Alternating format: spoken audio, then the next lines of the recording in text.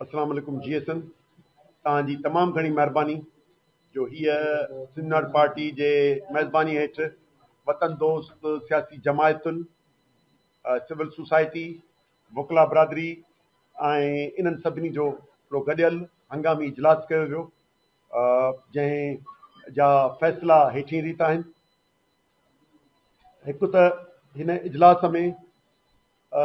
मुतविका 27 आइनी तरमीम खे मुकमल तौर ते रद्द कयो वियो ऐं उनखे सिंध खपाइण, सिंध विराइण ऐं अदालती निज़ाम खे मुकमल तौर तबाह करण जो मंसूबो करार ॾिनो वियो। समूरनि सिंध दोस्त जमायतुनि इन ई ॻाल्हि ते इतफ़ाक़ कयो त पाकिस्तान पीपुल्स पार्टी सिंध जी वहदत, वसीलनि ऐं अदालती निज़ाम जे ख़ात्मे जी ज़िम्मेवार आहे। अॼु के इजलास में सिंध एक्शन कमेटीअ खे बहाल कयो वियो ऐं फ़ैसिलो कयो वियो त सिंध जे क़ौमी मफ़ादनि जी हासिलात लाइ सिंध एक्शन कमेटीअ प्लेटफॉर्म ते जिदोजहद कई वेंदी, जंहिंजो सरबराही इजलास 17 नवंबर ते जीएमसीएस एडिफिस ते सॾायो वियो आहे, जंहिंमें ॿियनि बि सियासी जमायतुनि जेके अॼु न आयूं आहिनि या माज़ीअ में सिंध एक्शन कमेटीअ में रहियूं आहिनि उन्हनि सां राब्ता करे उन्हनि खे दावत ॾिनी वेंदी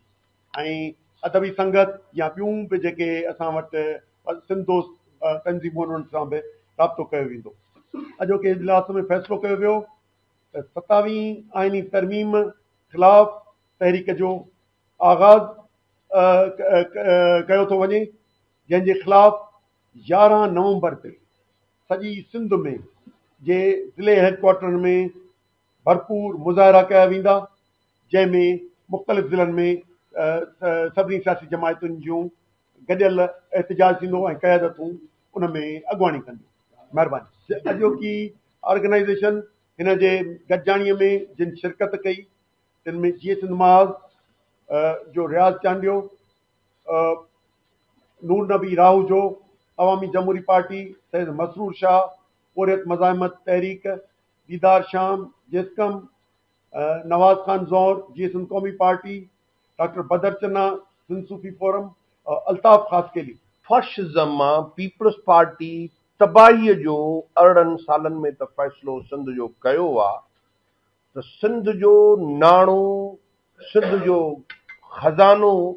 उहो हर वक़्तु हुन हाज़िर कयो आहे मर्कज़ जे। मज़बूत मर्कज़ जो फार्मूलो आहे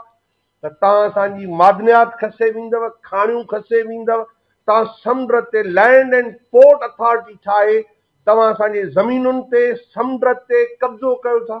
पीपल्स पार्टी डोमिसाइल जो शर्त ख़तम करे छॾियो त सिंध खे हर तरह सां पीपल्स पार्टी गैर मुस्तहकम ऐं गैर महफ़ूज़ करे छॾियो आहे। पीपल्स पार्टी जंहिं नमूने सां बुख बदहाली सां गॾोगॾु हिनमहिल नओं फार्मूलो 27 तरमीम में खणी था अचनि त बल्दियात जो इख़्तियार मर्कज़ ॾे वेंदो। सिंध में हिकिड़ो नओं 27 तरमीम में फार्मूलो खणी था अचनि त घणा सूबा ठाहींदा जेको इख़्तियार सिंध असेंबली खे आहे त उहो पंहिंजी जोग्राफी में का तब्दीली करे सघे थी, उहो मर्कज़ ॾे खणी था वञनि।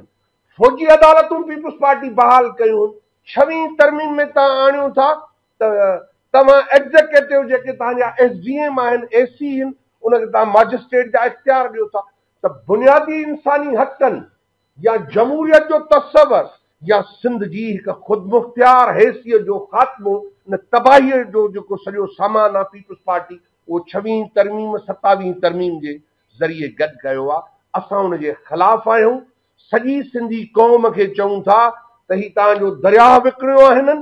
हिननि तव्हांजा मादनी वसीला विकिणी तव्हांखे पिनायो ऐं मोहताज कयो आहे, जो अॼु सिंध हर तरह सां पिने थी, मोहताज थिए थी। इन तबाहीअ जो नालो आसिफ ज़रदारी ऐं बिलावल ज़रदारी। 27 आइनी तरमीम जे ज़रिए इंसाफ़ न हुकूमत जे चवण ते अदलिया खे मोहताज कयो थो वञे, पाबंद कयो थो वञे ऐं ॿिए नंबर ते उनजे ज़रिए अदलिया खे मोहताज करे, पाबंद करे हुकूमतूं क़ौमी शऊर खे ख़ासि तौर ते उन जो गलो जेको आहे, उन आवाज़ जेको आहे दॿाइण था चाहिनि ऐं सिंध खे विराइण जेको बुनियाद रखणु था चाहिनि ऐं टियों सिंध जा जेके वसीला आहिनि उहे फॿाइण था चाहिनि। तंहिंजे करे 27 आइनी तरमीम इन सभिनी शयुनि जी जड़ आहे जेके असां मुकमिल तौर ते रद्द था कयूं।